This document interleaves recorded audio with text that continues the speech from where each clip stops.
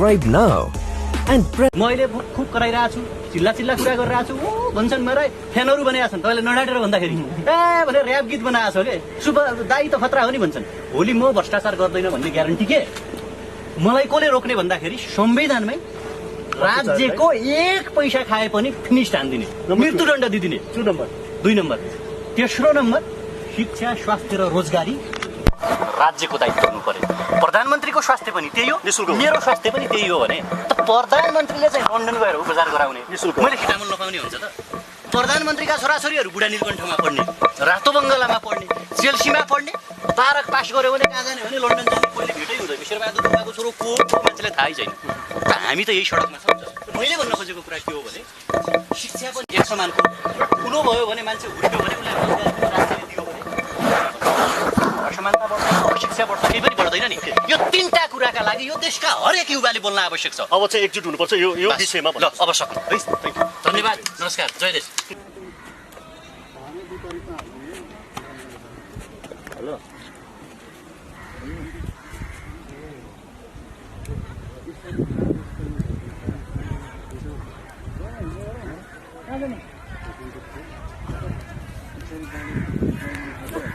बस्ने मान्छे लागिरहेको छैन।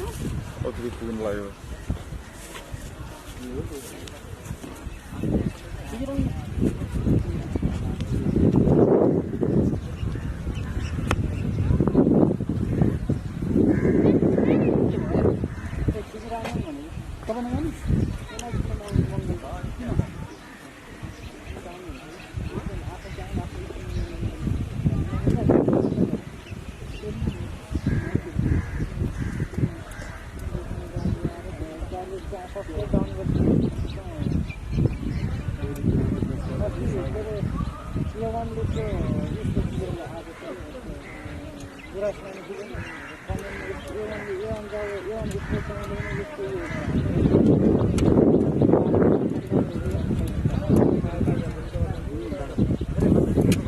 नमस्ते, यहाँहरू सम्पूर्णलाई आज हामी कीर्तिपुरको ग्राउन्डमा उभिएका छौँ र यहाँ पछाडि यहाँहरू देख्न सक्नुहुन्छ यहाँ राहत वितरण भइरहेको छ र आज हामीहरूसँग हुनुहुन्छ विद्यार्थी नेता मङ्गल थापा। मङ्गलजी, यहाँलाई स्वागत छ।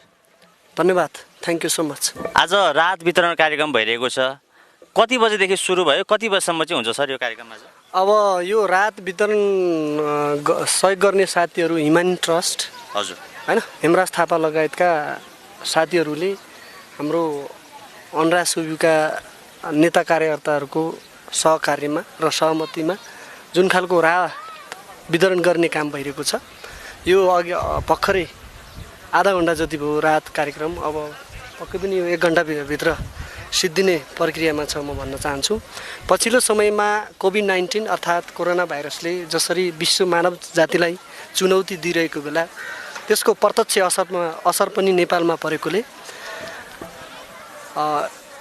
राहतबाट समस्या भएका तमाम सर्वहारा वर्गका विद्यार्थीहरूलाई राहत योभन्दा अगाडिका दिनहरूमा पनि मैले र विद्यार्थी नेताका कार्यकर्ता साथीहरूले जो राहत नपाइरहेका किसानका छोरा, सर्वहाराका छोरा, श्रमजीवी उत्पीडनका छोराहरूलाई जसरी हामीले राहत उपलब्ध गराउने कार्यक्रम गरेका छौँ, यो चाहिँ पक्कै पनि नेपाली नागरिकको पक्षमा छ। म तपाईँलाई जानकारी गराउन चाहन्छु। अरू के हो भने जसरी कोरोना भाइरसबाट अर्थात् कोभिड-19ले नेपाली जनतालाई सङ्क्रमित हुने हुँदा नेपाल सरकारले लकडाउनको व्यवस्था गरेको थियो। त्यो लकडाउनको व्यवस्थाबाट प्रभावित भएका तमाम विद्यार्थीहरूलाई, नागरिकहरूलाई समस्या परेको छ र यो समस्या कसरी प्राज्ञिक र वैज्ञानिक ढङ्गले उनीहरूको समस्यालाई हल गर्ने भन्ने सन्दर्भमा म मङ्गल थापा लगायतका साथीहरू जो सामाजिक अभियन्ता हुनुहुन्छ, जो देश र राष्ट्रप्रेमी अभियन्ताहरू हुनुहुन्छ, यी अभियन्तालाई म हृदयदेखि धन्यवाद दिन चाहन्छु। हरेक व्यक्तिहरूको भागमा चाहिँ आज जुन वितरण भएको राहत छ त्यो चाहिँ कति परेको छ? अब यसको चाहिँ हरेक यो यस्तो गरौँ, हामीले खास त्रिभुवन विश्वविद्यालयमा अध्ययनरत गर्ने विद्यार्थी साथीहरूको निम्ति केन्द्रीकरण गरेर ल्याएको राहत हो। तथापि यो राहतको एउटा भिडले यो त्रिभुवन विश्वविद्यालयको परिसरमा प्राङ्गणमा आएका त्रिभुवन विश्वविद्यालयका अध्ययनरत विद्यार्थी सँगसँगै उनीहरूको त्यो भिड देखेर पनि बाहिरको चाहिँ जनताहरू आएको छ।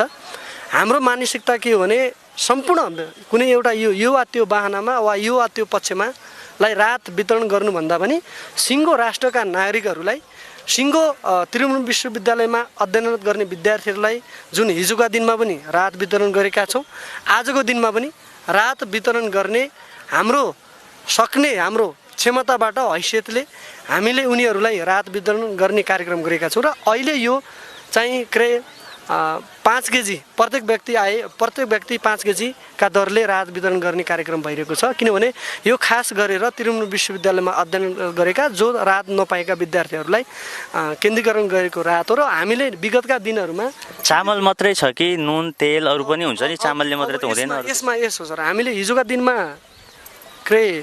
राहत वितरण गर्ने क्रममा दाल चामल दिएका छौँ, नुन दिएका छौँ, तेल दिएका छौँ। तर आज के हो भने चामलको व्यवस्था मात्र छ। किनभने किनभने भोलि सरकारले, मलाई लाग्छ यो आजको राहत अन्तिम दिन हो जस्तो लाग्छ। नेपाल सरकारले भोलिका दिनदेखि एउटा नयाँ स्ट्राटेजी ल्याउँछ भन्ने म त्यो कुरामा ढुक्क छु र विश्वास पनि गरेको छु। तर आज किनभने त्रिभुवन विश्वविद्यालय मैले भनिसकेँ नि, जो चाहिँ राहत पाएका छैनन् हैन, जसको घरमा जसको कोठामा चुलो ग्यास बलेको छैन, खाद्य वस्तु छैन, त्यस्ता विद्यार्थीहरूलाई मैले मात्र यो राहतको उपलब्ध गराएँ। म त एउटा स्टेरिङ हो, यो सहज वातावरण क्रिएट गर्ने मैले भनिसकेँ। यो सहज वातावरण छ जस्तो लाग्छ तपाईँलाई? सहज वातावरण हामीले गर्ने प्रयास गरेका छौँ। कतिपय साथीहरू राम्रो अब लाइन 1 मिटर डिस्टेन्स गरौँ भन्दा यिनीहरू मान्दैन के। यहाँ त देखिएन, किनकि हामी त कोरोनाको हामी महामारीमा लडिरहेका छौँ। यहाँ त एकदमै सोसियल डिस्टेन्सको कमी, किनकि यहाँ त यो हामीसँग एरिया पर्याप्त छ, हामीहरू त्यस्तो एकदम खुम्चिनु पर्ने ठाउँमा पनि छैनौँ। तर आग्रह गऱ्यौँ, विनम्र गऱ्यौँ, हामीले सम्झायौँ, सजग र सचेत गरायौँ। हामीले नेपाल सरकारको अथवा कोरोना भाइरसको थ्योरी अनुसार 1 मिटर डिस्टेन्स कायम गर्ने भन्ने जुन छ त्यो हामीले पटक नेपाल प्रहरीलाई पनि आग्रह गऱ्यौँ। सुरक्षाकर्मी साथीहरू पनि खटिरहनु भएको छ, अनि हाम्रा चाहिँ साथीहरू पनि खटिरहनु भएको छ। उहाँलाई हामीले सम्झाउने प्रयास गऱ्यौँ कि तपाईँ सोसियल डिस्टेन्स मेन्टेन गर्नुहोस्। हेर्नुहोस् त, उहाँलाई मैले यहाँबाट तपाईँहरू सोसियल डिस्टेन्स मेन्टेन गर्नुहोस् भन्दा जति भने पनि उहाँहरू मान्नेवाला छैन के सर। किनभने उहाँलाई चामल लिन हतार छ होइन, किनभने बिचारा समस्या छ। नेचुरल रूपमा स्वाभाविक रूपमा यसलाई हामी अन्यथा नलिउँ, किनभने हामी सजग र सचेत गराउने अभियानमा छौँ। किनभने सोसियल मेन्टेन्स डिस्टेन्स गर्नु अथवा इम्प्लिमेन्टेसन गर्नु यो हामी तपाईँ जस्ता दिग्गज पत्रकार र हामी नागरिकको के हो रेस्पोन्सिबिलिटी हो भन्न चाहन्छु। हजुर एउटा नेता पनि भएको कारणले गर्दा यहाँलाई हिजोको सानो विषयवस्तुमा मैले जोड्न चाहेँ। हिजो सिंहदरबार अगाडि एउटा सानो झडप भयो नि, थाहा पाउनुभयो त्यसको बारेमा? म नेता होइन, म कार्यकर्ता हो, नेपाल कम्युनिस्ट पार्टीको कार्यकर्ता हो। र एउटा चाहिँ जसले एउटा यो देशको नागरिक युवा भएकोले नेपाल देशको सामाजिक आर्थिक रूपान्तरणको लागि मैले आफ्नो भोइस, आफ्नो विचार नेपाली जनतामाझ राख्ने प्रयत्न गरेको छु। पक्कै पनि मेरो चाहिँ यो विचारलाई हैन सबैले चाहिँ एक दिन मेरो सेन्टिमेन्टलाई बुझ्नुहुन्छ भन्ने कुराहरू म ढुक्क छु। र जुन चाहिँ सिंहदरबार अगाडि भएको हिजो चाइनिज नागरिकले जुन नेपाल प्रहरीमाथि अन्याय गरेको छ, अत्याचार गरेको छ, यसलाई कूटनीतिक तरिकाले हामीले आन्दोलन गरेर प्रतिकार गरेर गाली गरेन होइन कि नेपाल सरकारले यस्ता नागरिकहरूलाई कूटनीतिक तरिकाले यसको समस्याको हल गरिदिनु। म नेपाल सरकारका परराष्ट्र मन्त्री प्रदीप गेवालीज्यूलाई हार्दिक अपिल गर्न चाहन्छु। गल्ती कसको जस्तो लाग्छ तपाईँलाई? हाम्रो सरकारबाट, हाम्रो प्रहरी प्रशासनबाट भयो कि चाइनिज नागरिकहरूबाट भयो? यो भारतीय निकट अथवा भारतसँग अलिकति टच हुने जो चाहिँ जहिले पनि भारत सरकारले नेपालको उन्नति र प्रगति कहिले पनि चाहेन। मलाई लाग्छ चाइनिज गभर्मेन्ट भनेको नेपालको लोकतन्त्रको हितको लागि, राष्ट्रिय एकताको लागि, भौगोलिक अखण्डताको लागि उहाँले गरेको सहयोग, चाइनिज सरकारले गरेको सहयोगप्रति हामी 3 करोड नेपालीको तर्फबाट म हार्दिक आभार प्रकट गर्न चाहन्छु, धन्यवाद दिन चाहन्छु। जुन चाहिँ कोरोना भाइरस अर्थात् कोभिड-19 को समस्या जुन थियो, जुन स्वास्थ्य सामग्रीको समस्या थियो, त्यो स्वास्थ्य सामग्रीलाई चाइनिज सरकारले सहयोग गरेको छ, त्यसलाई हामी चाहिँ सम्मान गर्न चाहन्छु, रेस्पेक्ट गर्न चाहन्छु। तर नागरिक सिटिजनहरूले चाइनिज सिटिजनहरूले जुन खालको सिंहदरबार अगाडि नेपाल सरकारको चाहिँ रुल्स एन्ड रेगुलेसन नमानेर दादागिरी शैलीबाट गुन्डागिरी शैलीबाट जुन किसिमको नेपाल प्रहरीको लागि नेपाली जनताको अगाडिको लागि जुन खालको एउटा अनैतिक व्यवहार गरेको छ यस्तो अनैतिक व्यवहार नियन्त्रण गर्नको लागि समाप्त पार्नको लागि सम्पूर्ण नागरिक एक भएर यस्ता अराजकता र छाडातन्त्रवादी गाइड भएका बाह्य नागरिकहरूलाई हामीले लेसन र करेक्सन र सुझाव र सजग गराएनौँ भने पक्कै पनि हामी यो देशको नागरिक यो देशको युवा भएको त्यति रेस्पोन्सिबिलिटी र जिम्मेवारी हुँदैन भन्न चाहन्छु। जुन खालको हिजो भारत चाइनिज नागरिकले नेपालको राष्ट्र सेवक प्रहरीमाथि जुन खालको अनैतिक व्यवहार प्रदर्शन गर्नुभएको छ पक्कै पनि यो नेपाल देशको सुशासन र समृद्धिको र नेपाल राष्ट्रको स्वाभिमान नेपाली आमाको अस्तित्वमाथि समाप्त पार्ने जुन खालको चाइनिज नागरिकले गरेको छ यसको प्रतिकार हामी उनीहरूलाई कुटेर होइन भौतिक आक्रमण गरेर होइन कि कूटनीतिक मार्फत ती नागरिकहरूलाई नेपाल सरकार र चाइना सरकारको बिचमा एक किसिमको सहमति र सहकार्य गरेर कोर्डिनेसन गरेर कम्युनिकेसन गरेर डायलग डिबेट गरेर ती नागरिकहरूलाई ती अराजक नागरिकहरूलाई तत्काल चाइना पठाओस्। म नेपाल सरकारलाई हार्दिक अनुरोध गर्न चाहन्छु किनभने राज्यको एउटा सेन्ट्रलाइज एरियामा गएर राज्यको अस्तित्वमाथि सिंहदरबारको पहिचानमाथि नेपाल आमाको भूमिमाथि नेपाल प्रहरीको चाहिँ जीवनमाथि जुन खालको एउटा अन्तर्राष्ट्रिय मञ्चमा विश्व इतिहासमा बेइज्जत गर्ने जुन चाइनिज नागरिकहरूले गरेको छ यसको चाहिँ हामीले नेपाली नागरिक भएको नाताले घर घर टोल टोलबाट यसको चाहिँ हामी प्रतिकार यसको घोर भर्सना र निन्दना गर्न चाहन्छौँ। यसमा हाम्रो सरकार प्रहरी प्रशासनको नि केही कमजोरी त देखियो नि होइन। उहाँहरू हामी घर जान्छौँ भनिरहनु भएको छ उहाँहरूलाई घर जान दिनु पनि पर्ने होला वा उहाँहरू अचानक सडकमा किन आउनुभयो हामीले त्यो कुरा त भित्रै व्यवस्थापन पनि गर्न सक्नुपर्ने हो। यसमा हाम्रो केही साथी त्यो चाइनिज सरकारको त्यो राजदूतावासको के काम हो? नेपाल देशमा भएका नागरिकहरूलाई उसका नागरिकहरू जो नेपाल देशमा आइरहेका छन् ती नागरिकहरूलाई जिम्मा लिने नेपाल सरकारको त छँदैछ किनभने ती मलाई लाग्छ टुरिस्ट हुन् तर तिनीहरूले सिंहदरबार अगाडि नारा जुलुस गर्नुभन्दा अगाडि त्यहाँको चाइनिजको राजदूतावाससँग गएर एक किसिमको डायलग र कम्युनिकेसन गर्नु पर्थ्यो। तर सोझै नेपाल सरकारको क्वेसनलाई नेपाल सरकारको रुल्स एन्ड रेगुलेसनलाई कोभिड-19बाट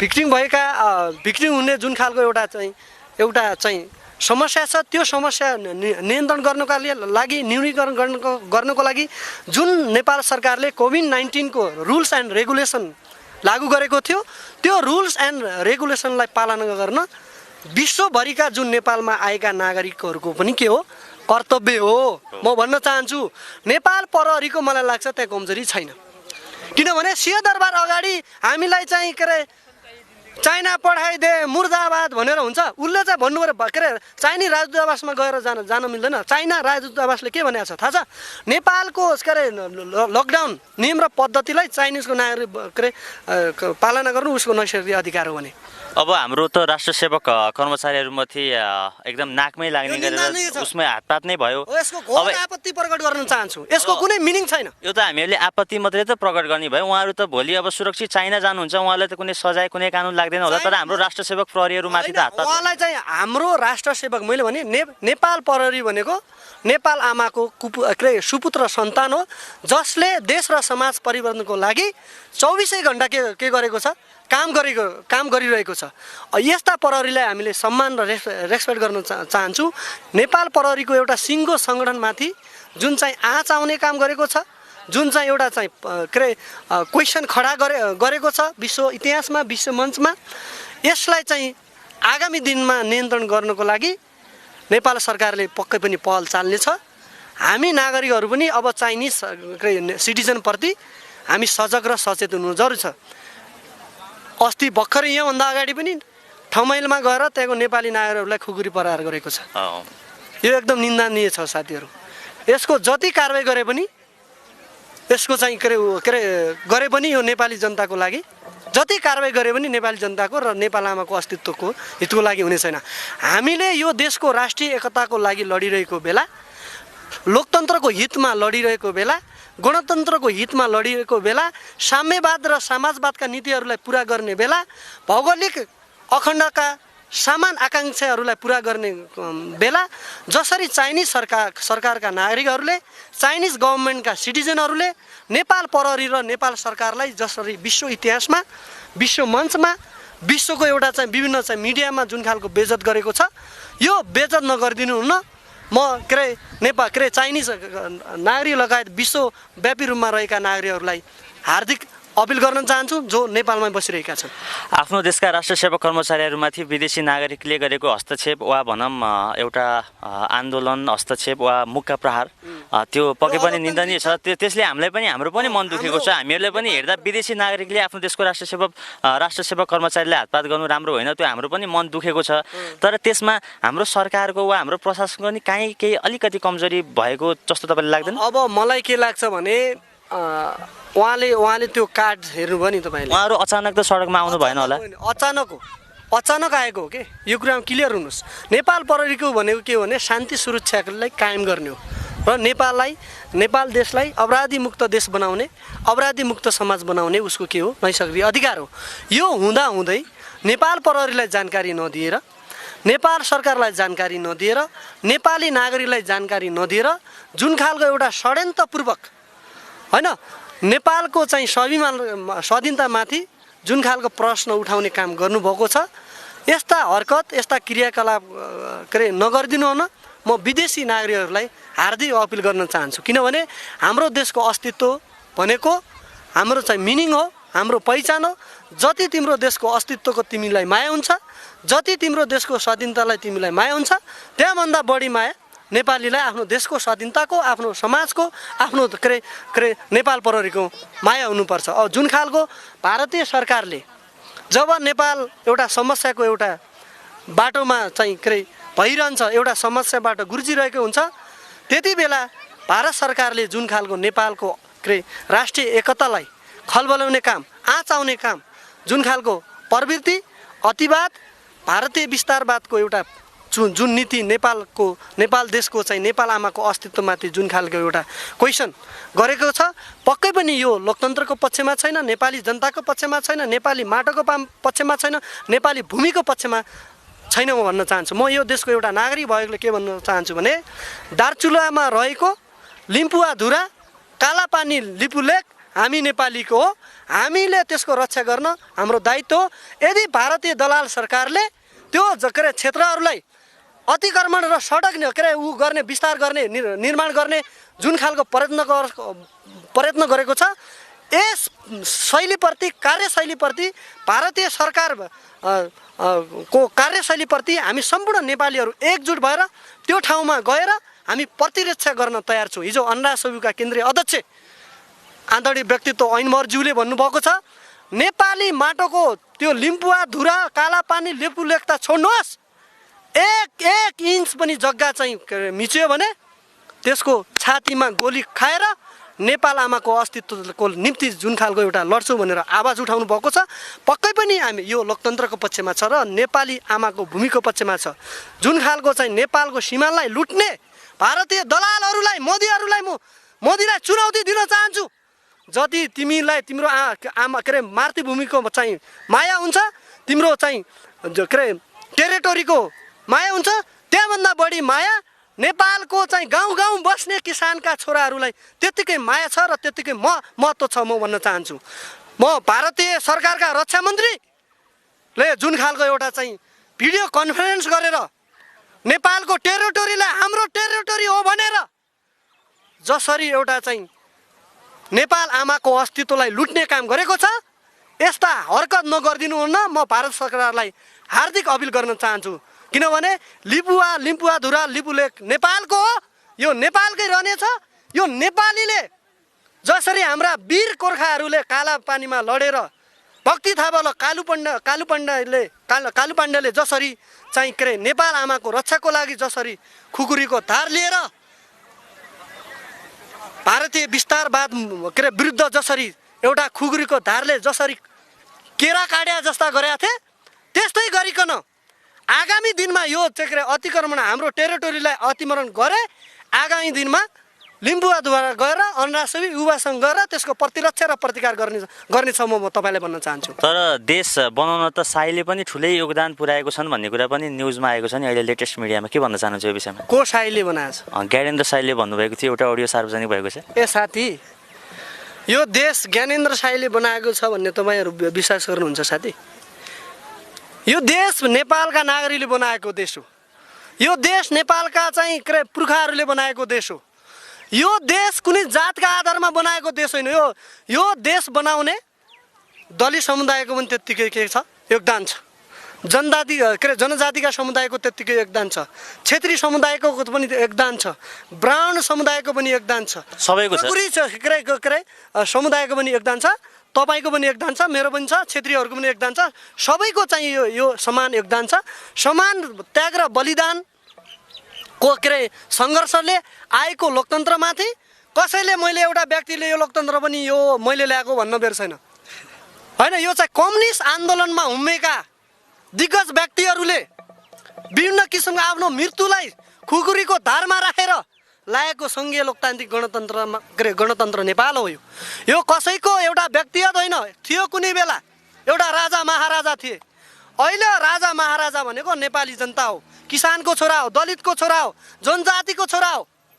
कुनै एउटा कास्टको आधारमा, जातीयताका आधारमा, कास्टिजमका आधारमा मुलुकलाई विखण्डन पार्ने, मुलुकलाई समाप्त पार्ने जुन खालका इन्टरनेसनल पोलिटिक्सको एउटा फोरमबाट रको पैसा खाएर, सिआईको पैसा खाएर जुन चाहिँ नेपालको स्वाधीनतालाई, लोकतन्त्रलाई खतम पार्ने चाहिँ काम गरेका छन्। यस्तो हरकतप्रति, यस्तो क्रियाकलाप गर्ने पछिल्लो बजारमा आएका ती विज्ञान साथीहरूलाई म के अपिल गर्न चाहन्छु भने सामाजिक अभियन्ताको नाउँमा देश लुट्ने प्रयास गरिरहेका छन्। पैसा बाँड्ने नाउँमा बजारमा, मार्केटमा गएर पैसा बाँड्ने नाउँमा रका पैसा लिएर, सिआईका पैसा लिएर जुन खालको नेपाली जनतालाई भरम छरिरहेका छौँ। हामीले तपाईँलाई चाहिँ पैसा बाँड्यौँ तर सरकारले केही गर्न सकेन भनेर योभन्दा विश्व इतिहासमा यहाँभन्दा ठुलो बेइज्जत केही पनि हुँदैन।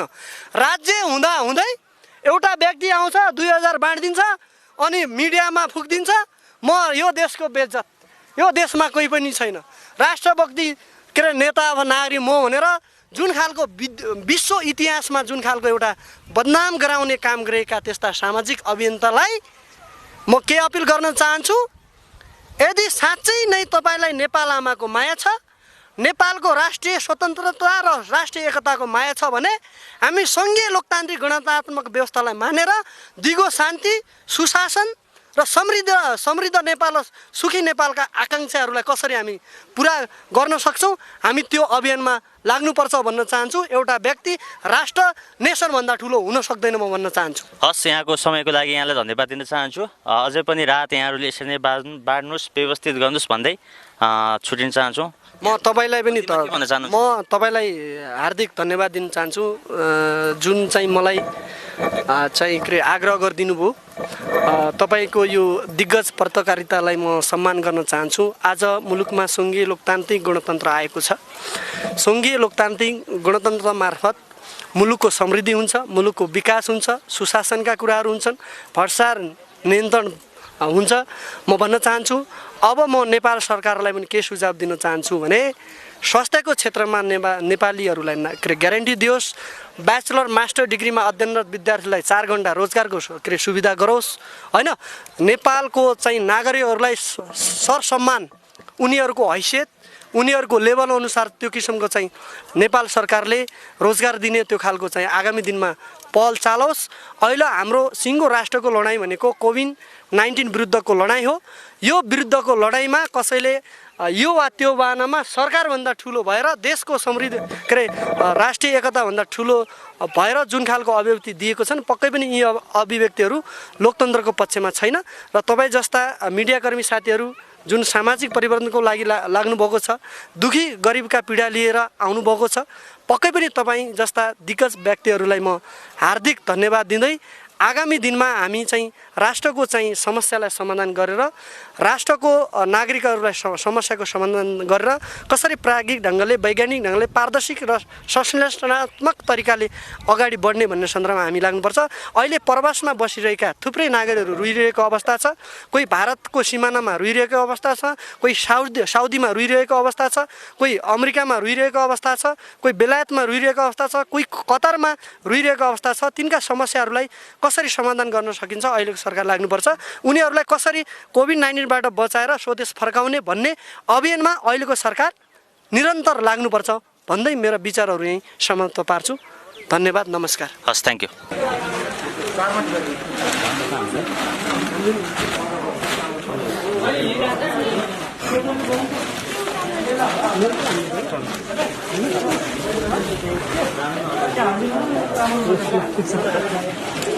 भाइ फोटोमा पनि मैले हात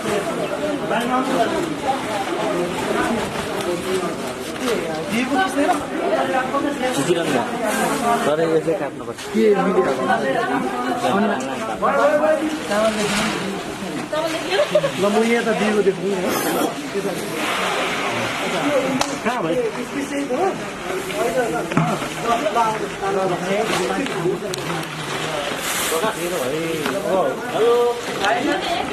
हेलो गाह्रो स्थिति हो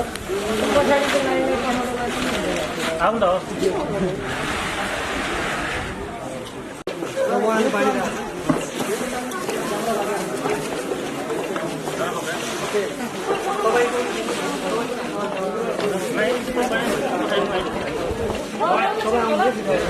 दाल पनि बेच्छ त किन दाल चामल भुलिहाल्छ मान्छे आयो कि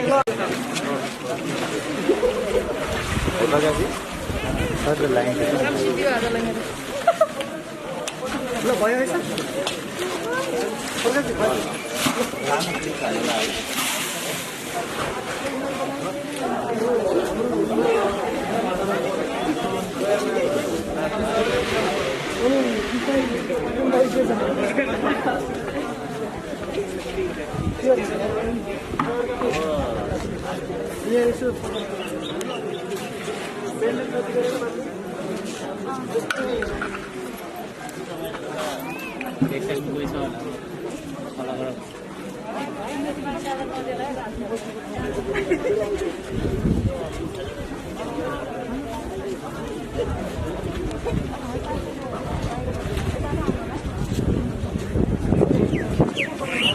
ल प्रकाशज्यू धेरै पर्दैन। Subscribe now and press